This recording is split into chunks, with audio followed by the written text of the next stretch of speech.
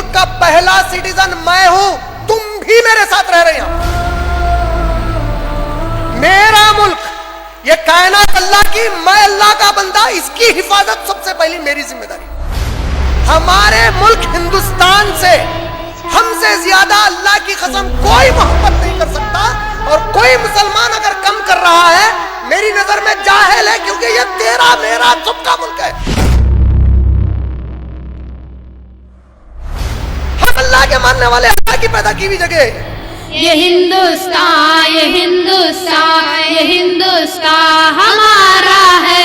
ये हिंदुस्तान, ये हिंदुस्तान, ये हिंदुस्तान हमारा है। ईसा अलैहिस्सलाम से 400 साल पहले से लेकर ईसा अलैहिस्सलाम के 600 से 700 साल बाद तक, ये 1000 साल ये पूरा मुल्क बुद्धिस्ट मुल्क माना जाता था।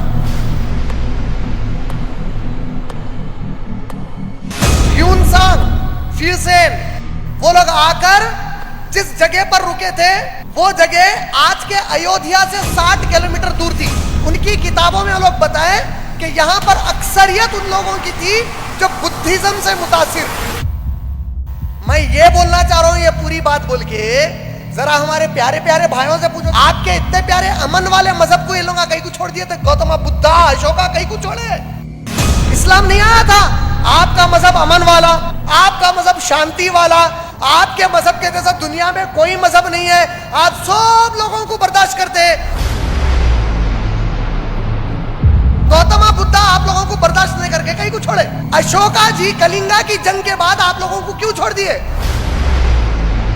ये नबी और सहाबा का कुरान पर कैसा ईमान था होगा, जब जान के लाले पड़े हुए कुरान बोल रहा जीत जाते 9 साल के बाद, शर्त मान रहे इसको।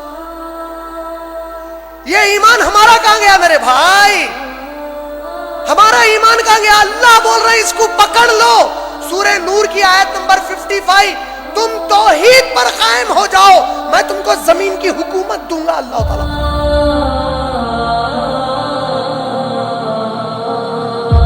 तुम हुकूमत लेने मत भागो, तुम खाली तौहीद पर आ जाओ। ये जमीन मेरी है, मैं तुमको हुकूमत देता हूं। वादा है अल्लाह का, वादा है तौहीद पर आओ, मैं तौहीद पर आओ, मैं हुकूमत देता हूं।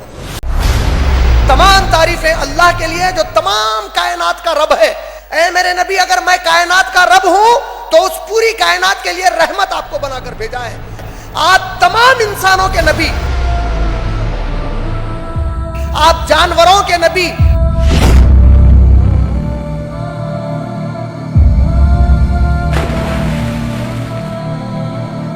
कायनात में जर्रे जर्रे के आप नबी है। जिस जर्रे जर्रे का मैं रब हूं, ये दावत अल्लाह ने मोहम्मद सल्लल्लाहु अलैहि वसल्लम को दी थी। अल्लाह ताला सूरह अनाम में बोले, मेरे नबी आपसे इनको कोई दुश्मनी नहीं है, मेरी आयत से दुश्मनी है।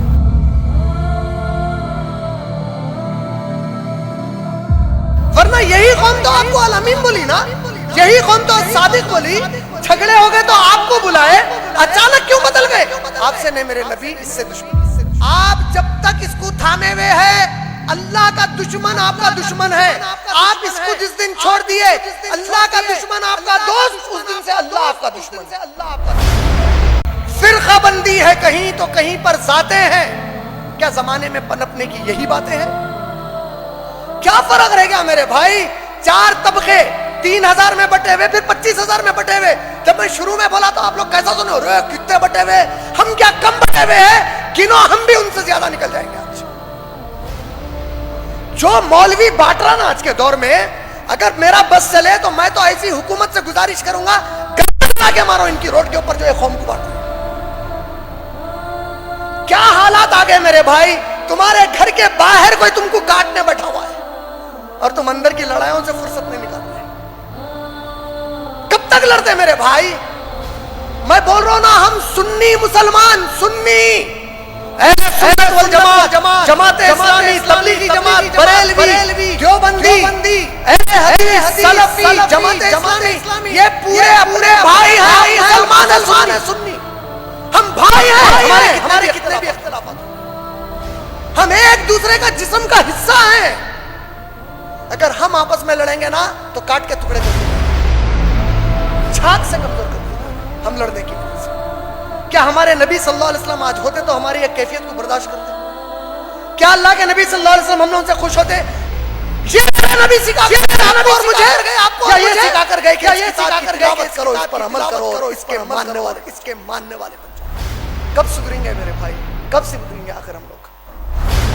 سورہ روم سورہ نمبر 30، واقعی وجہ کا تم لوگ سب کے سب اپنے چہروں کو سیدھے اسلام کے دین پر قائم کر دو۔